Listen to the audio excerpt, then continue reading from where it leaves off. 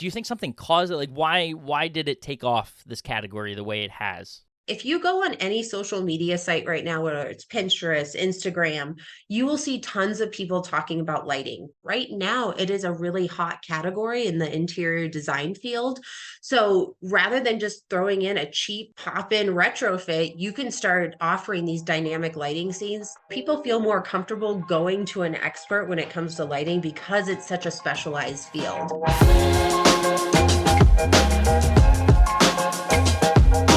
Welcome into the Independent Thinking Podcast. This is your host, Rob Stott.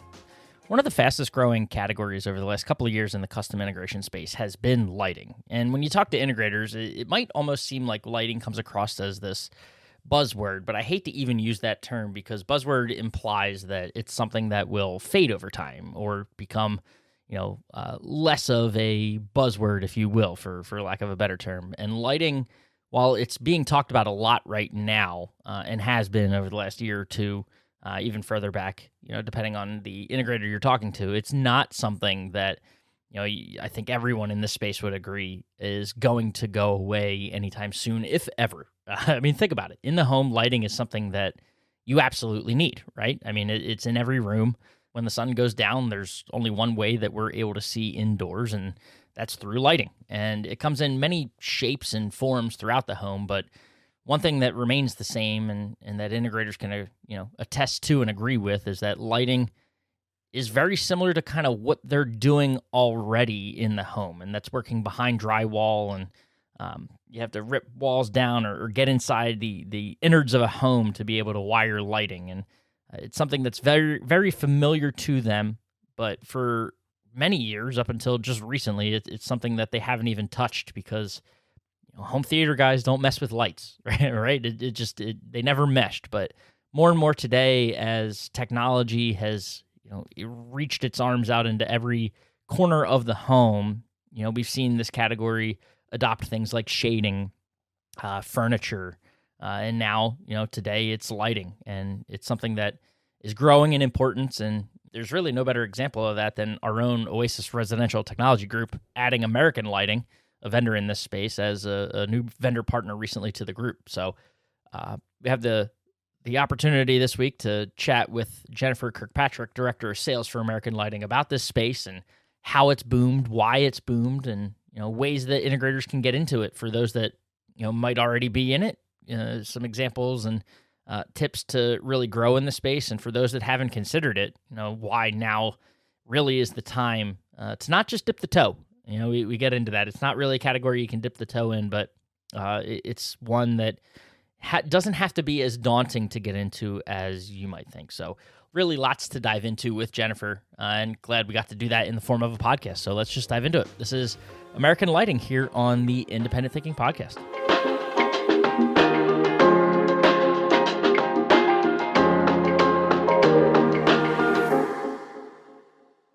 All right, we are back on the Independent Thinking Podcast and excited to be joined today by Jennifer Kirkpatrick, Director of Sales at American Lighting. How you doing, Jennifer?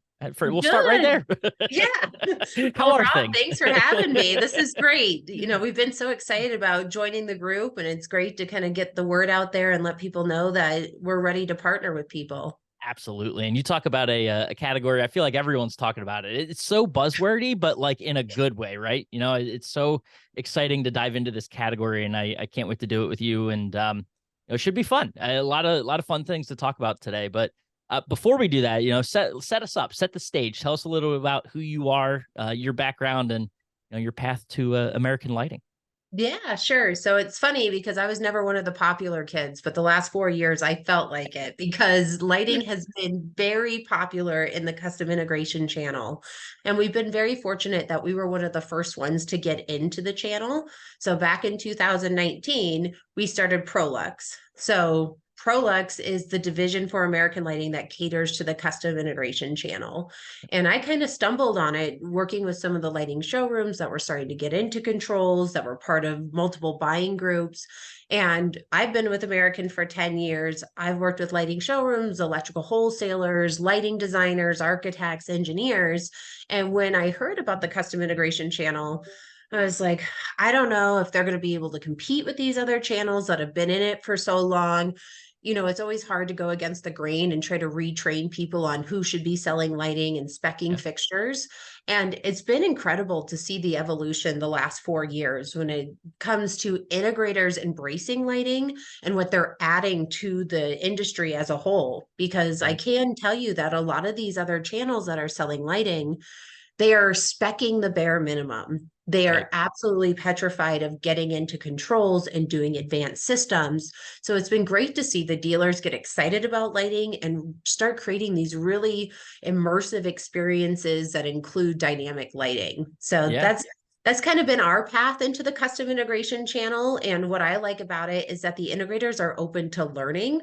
And we've been able to work hand in hand with them to make sure not only that the right wiring is getting pulled, that they're speccing the right products, that it's being installed correctly, but we even have a team of people that can help with the integration portion of it. Yeah. No, that's all. It's so many nuances to this space that are, like I said at the top, I'm looking forward to diving into with you here. But what's kind of set for someone that hasn't heard of American Lighting? What's kind of that elevator? So you set the stage for that. Like, what sounds pretty straightforward, right? Like a lighting company, cool. You sell light fixtures, but like, is there more to it than that? What does American Lighting do?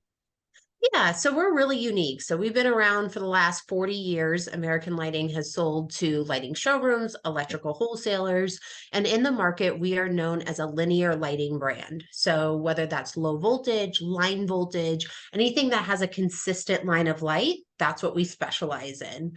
And it's funny, when I first got into the CI channel, I would go out on the road, I'd have all my linear lighting strips, and the integrator would be like, well, where are your downlights? And they Yeah. didn't realize that there's so many layers of lighting that you need to create a space, that you can't just pop in a couple of, 4-inch, 2-inch downlights. You have to have that accent lighting for coves and toe kick, backlighting. I mean, we even have sheets of LEDs that backlight countertops. We have linear options that you can address individually to create chasing effects. So the last 4 years, we've spent a lot of time educating dealers on where to use our products. But because we've been doing it for the last 30 years, we've been able to bring out innovative products when it comes to linear, how to control it, what power supplies to use. So we've been able to offer a ton of education to the dealers on where to use this product. It's funny. I feel like I could put you in a room with, video professionals, and you'd have a lot of the same conversation, right? Because I'm sitting here thinking, my time working, in front of and behind cameras about the key lighting and Yep. backlighting, all that sort of. It's a lot of the same terms and terminology.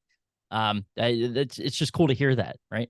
Yeah, no, it's funny because there is a lot of crossover. A lot of the Yeah. people that are getting into lighting did theatrical lighting, they did Right. photography, video, and that's what the integrators are interested too. And the great part is that you can take technology and lighting and combine it into one thing. So that's why the integrators have really grasped onto the category, because Yeah. it takes what they love, which is technology, and then you can start adding lighting, which everybody needs. There's never going to be a time where people don't need light fixtures. Hey, amen. And you kind of mentioned it. We've seen over the last couple of years that as the smart home has continued to progress and really reach into all corners of the home, lighting has been a part of that, right? It starts kind of low. A couple of years ago, maybe it's just those LED strips that had the mini remote controls that people might be familiar with, but Oh yeah. it's really advanced. Over these last couple of years. Is there like, do you think something caused it? Like, why did it take off this category the way it has, in your opinion? Yeah. Yeah, it's funny. I've had this conversation with a lot of dealers, right? And I think we've seen in the last 5 years that what integrators were relying on for their main income was speakers and TVs. And we're seeing that those prices are just plummeting, right? So when they used to be able to sell a speaker for $30,000, we're now looking at buying that same one for 5,000 or 10,000. And they're finding that more people are going to the DIY side of the field to buy those kind of fixtures. There's more availability when it comes to controls. So a lot of integrators are even saying that their control sales are down. So I think when people saw this big boom with the shades, they realized that they could diversify and they could bring in new product categories and be successful in those categories because they are there from the beginning. They're going to tell you, you know, where the window is, where the wiring's going, how the controls are going to work. Is it independent control? And they have so many options when it comes to that. And they start with the homeowner when, you're just breaking ground.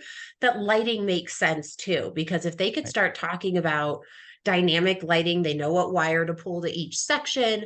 They know that they're going to be responsible for the maintenance of this product as well. And I think for too many years, integrators were going out there and they were having flickering with a light fixture, humming, strobing. And of course, everyone's pointing fingers. No, it's the control. Right. No, it's the lighting fixture. So now that integrators have a choice on what brands they're using, there's fewer callbacks and they're able to make their money selling the fixture and not have to worry about continuing to go back to that job to fix it. Well, there's a couple of things you mentioned there that I think are important. One, that start right at the top with the pricing, right? Is it a category? That might be a question that I'm sure you field a lot too. We've seen you mentioned it, speaker TVs, I think another great example, right? TVs that were once, $30,000-$40,000 are now getting for pennies on the dollar Yeah. as a consumer. Is lighting kind of protected in that way? I mean, obviously you've got, you could look at DIY and there are brands out there that it's like, hey, plug a light bulb in and connect to our app. Mm-hmm. But is it more protected in that sense from a pricing standpoint? So I think the difference between lighting and some of those other products is that you can visually see the difference when you start to cut corners. So Yeah. people will see a green hue. They will see that the lighting's not consistent from one diode to the next. They will see strobing or flickering. Or I know we've all dealt with this too when we buy a cheap light fixture and we try to dim it and it maybe dims 10% and then it turns off. Right. So there is a huge difference when it comes to performance and lighting. And if you go on any social media site right now, whether it's Pinterest, Instagram, you will see tons of people talking about lighting, color changing lighting, backlighting TVs, mounting it to their wall, installing it into the ceiling. So right now it is a really hot category in the interior design field. So rather than just throwing in a cheap pop in retrofit, you can start offering these dynamic lighting scenes that the dealer can install, can control, can program, and fix any issues in the future. So people feel more comfortable going to an expert when it comes to lighting because it's such a specialized field. Yeah. And there's opportunities to sell a small, inexpensive package. Or if the customer wants to go all out, they could sell them $100,000 in different light fixtures. Well, yeah, and to the other point that you brought up is that this is whether it's like one of those aha moments, right? Because integrators are already in the walls when they're doing a lot of these projects and they're pulling wires and they're doing like it. It's kind of funny that they never thought about it before, but it's like just one of those categories that kind of does make sense. You're already, tearing down that drywall to go, do what run speaker wire, whatever it might be, control system, like the Cat5, everything, right? Everything that's behind a wall. They're already doing it. So bringing in lighting, something that I mean, even in you think about home theaters and kind of what does from a design standpoint, they were probably doing it to a somewhat extent, or maybe if it's a retrofitting a home theater into a space, maybe they're just playing with what's already in there, but it's a category that, from a technical standpoint, kind of fits right in with what they're already doing. So Yeah. it's just makes sense to like think about it from hey, well, I'm already in here, so how about I do this for you as well? Let's optimize it, right? If Yeah. I'm here, let's do it all. And you bring up a good point, right? It seems like it would be the logical next step for an integrator. But if you put yourself in their shoes, they do so much. I mean, it's stereos and Yeah. TVs, and now they're looking at air quality filtration systems and HVAC. So it is like, where do you stop, right? Like, are you stretching yourself so thin that you're not providing a good service? And what I've noticed is that the dealers that pick like primary vendors and they pick certain solutions that are their go-to solutions for every job, it makes it less overwhelming. And that's what a lot of our dealers do. They know that we are the linear lighting expert and they pick maybe 5 products that they use on a regular basis. It's the 80-20 rule. Yeah. 80% of the time they're picking these 5 products. We have more if they want to go down that path. But with our services, we actually do a full layout for them. So we're going to tell them what gauge wire to pull, how long those runs can be, how to address your DMX decoder. So we take all of the questions, all the doubt out of the dealer's mind. And just like they do to their customer, we're going to help them from start to finish. So we're going to Yeah. give them the products, the bill of material. We're going to tell them how to install it. We're going to give them wiring diagrams. So it takes all the fear out of it for them. And a lot of other vendors don't do that. So I think the key goal for every dealer should be, let me pick the vendors that I have a great relationship with and are willing to support me so that I don't get stuck in a situation where I look bad to my customer. No, that's an awesome point. Because I could see an integrator listening to this that might think, well, hey, it's not a category I'm comfortable with. So if Mhm. even if it's right there and it's like low hanging fruit for a project, they're scared to get into it because they're like, well, maybe I don't, sure, it sounds the same, but it's like apples and oranges, both fruits, but very different. So like they don't want to get into it because they think they might mess something up, and then that reflects on them. So knowing that they could have a partner that's there with them every step of the way, kind of giving them that Lego brick book, the building book, right? The Yeah, instruction they all booklet think to they get have it to done. be lighting designers too. They're like, I got Right. to be a lighting designer. And it's like, no, let us do that for you. We'll give you photometrics. We'll make sure the Yeah. space is lit the way it's supposed to be so they look really good to their customer. No, that's a great point. I still feel like there might be skeptics out there, right? Like this is a category that, um, hey, to your point, there are design experts out there. There are lighting designers that go into spaces that a consumer can turn to. So it's kind of one of those, well, do I really need to? What's kind of the message to them, especially for a space where, they've seen a lot of noise. So maybe it's also like they're, hey, well, I don't want to give in. It's like the Yeah. last holdout, right? Like, I don't want to do this because everyone else, I don't want to be, I don't want to be a follower. So what do you tell them to kind of get them over the hump of, kind of turning away from this category to this point? Change is hard, and we're all very busy, and it's hard to say, hey, I'm going to devote all this time to a category that might not be successful. But I think shades is the perfect example of where we've done it in the past and it's been very successful. And the most of the dealers that I talk to now, shades is about 30 to 40% of their business. We know lighting is going to be the same way. So if, you know, not in a threatening way, but to say, hey, if you guys don't get into it, all of your competitors are going to, and it's going to be that much harder to catch up in the future. So you have vendors that are very interested in this channel right now. They want to be part of this channel. I say that dealers should take full advantage of all the services that they're offering so that they can bring in this extra stream of revenue and have the support before it's so crowded that vendors are like, hey, we don't have time to train new people. Now Yeah. is the time where vendors are putting a ton of resources into this channel. Take full advantage, learn as much as you can now, because eventually it will have to be part of the business with the way things are changing in the market. Is it something you can dip your toe in, or do you have to really dive into it and take it all on, right? As a category. It's funny that you asked that. There are two schools of thought. Either people say, no, I'm just going to dip my toe in the water. So the people that are too scared to go full blown, they will usually do something in their home. And we offer huge incentives for dealers that want to test it out in their home because they want to feel comfortable. I think we all can agree that integrators want to touch, they want to feel, they want to figure it out. They don't like not knowing. So those dealers will get a huge discount. They will get product sent to their home. They will do their kitchen, they'll do a cove. And once they do that small project and they see all the documentation and support that we provide, they're like, oh, I can do this. And linear is already low voltage. They're already very familiar with it. So it's easier for them to make that jump.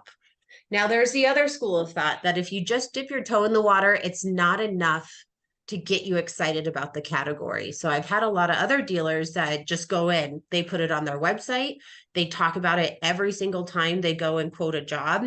And they even create it as a line item on their quote saying lighting design services. And they figured out what that average number per foot is that they're selling in most homes. Mhm. They add it on there and then they see how interested their customer is. Then they decide whether or not they're going to go full blown. But unless you're talking about it, promoting it, and making sure that all your customers understand that you do it, sometimes people lose momentum because they only pick and choose who they're going to present it to.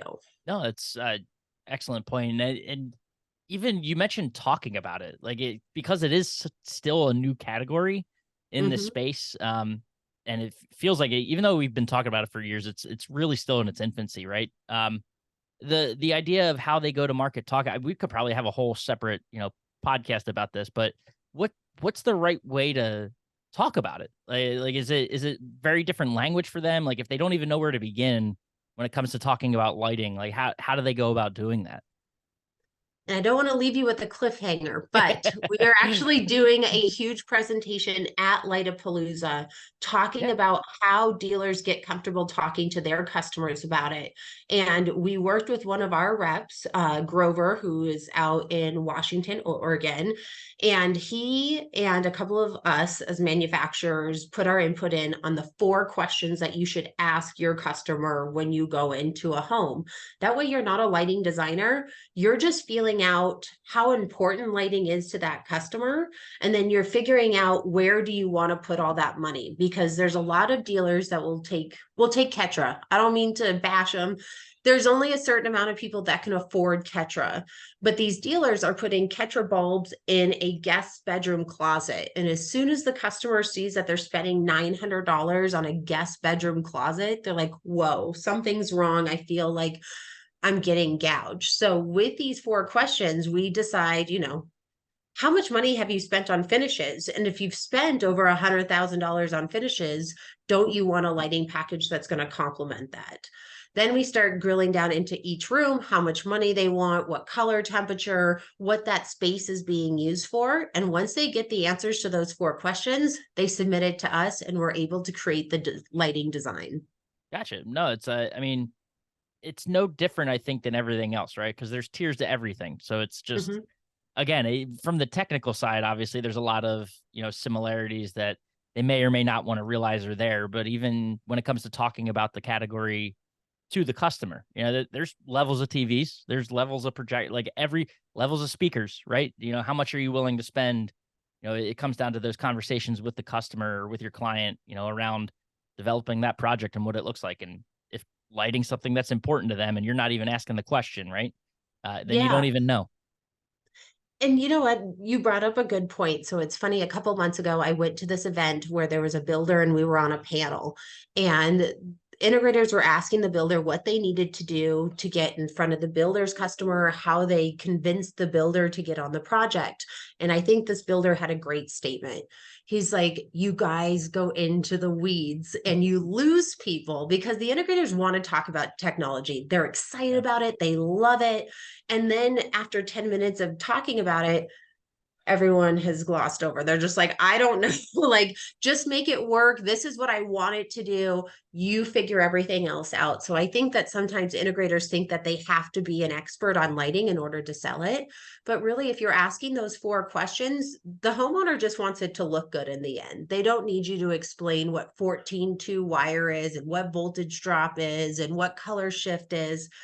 They just want it right in the end. So I think rather than getting too deep into the technical details, that's what we're here for.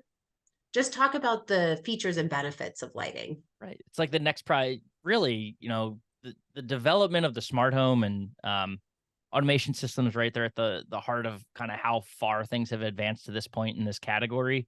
Like it's just another area of the home that, you know, this space, these integrators were really born out of home theater, right? Home entertainment. And it's gone through a lot of change. And if anything, it should be something they're comfortable with at this point, or if they've been hesitant to it, they realize the writing's on the wall. Like this space has to grow and it's got to evolve. And you've mentioned it a couple times. It's already done so in the form of shading. I mean, we've seen brands out there that have gone from being, projector screen companies, and what are they doing now? They're getting into the shading category. So, not too difficult to see kind of how lighting as a category itself, as it's gotten more technology based, right? And sort of what Yeah. it can do, is kind of that next frontier for integrators to sort of tap into and take advantage of. And I love your point too, right? They don't have to be the expert. They may know, the technical specs of a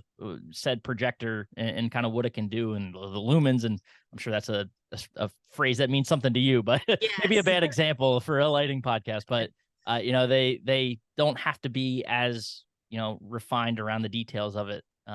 They have brands that they can lean on and partners that are there for them to help them navigate it. And really, at the end of the day, it's about you know if it's not creating that perfect theatrical experience for them in a home theater, it's providing, the right amount of lighting in a way that matters to the customer. And that's really all it is at the end of the day. Yeah. And, I could talk about lighting until 5 o'clock tonight, but the one thing that I want to get When across we to need it, right? is that the other channels that are selling lighting, they don't offer a full service. There's so many layers to getting lighting to the end user that there's a lot of information lost from when the project starts to when it's actually being installed. And that is the benefit of an integrator, is that they are starting with the wiring, they're speccing the light fixtures, they're installing the light fixtures, they're programming and controlling it, and they're maintaining it at the end. No other channel in lighting does that. And that gives the integrator a huge advantage when they go in to try to sell the customer on doing lighting, rather than the customer relying on their electrician, who, one, doesn't want to touch controls, two, has to go buy the fixtures from an electrical wholesaler. Then there's a miscommunication between the manufacturer through the distributor to the electrician. Yep. So it gets rid of all of those hurdles or obstacles that you might run into during the building process. It's got to make the integrator more attractive to those architects and designers as well, right? The fact that, they don't have to, that's one less specialist that they have to turn to as, a builder. If you've got someone that can do the lighting as well as those other systems within a home, you know, not to say sorry to the lighting designers out there of the world, but like, if I have a one-stop shop as someone who's putting a home together, that's probably the way I'm going to go. So I don't have to pull in another partner and lose, potentially more revenue or a cut of the project that I'm working on.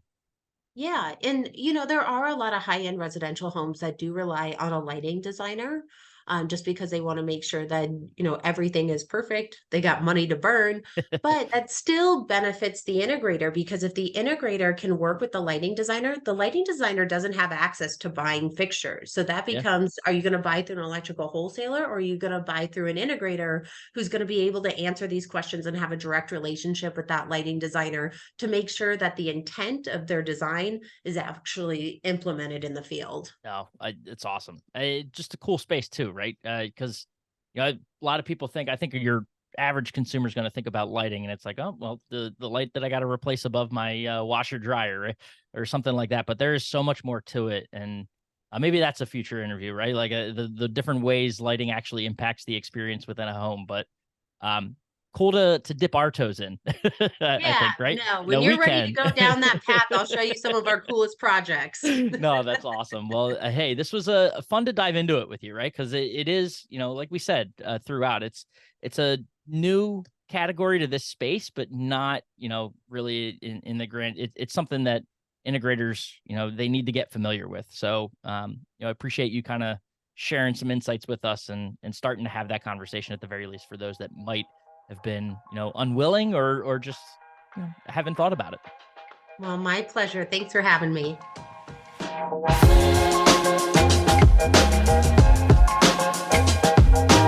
All right. And thanks again to Jennifer. Like I said at the top, there's so many ways we could go with this conversation or could have gone with this conversation, but an introduction really to lighting, I think, was probably the best sort of setup for future conversations that we have, because there will be plenty. It's not something, like I said at the top, it's a buzzword right now, but one that, isn't a buzzword in the traditional sense, because it's not going to go away. So we look forward to having more of those conversations and really diving into this category, because it's one that, if done right, integrators can really leverage and use to boost their business. So appreciate Jennifer.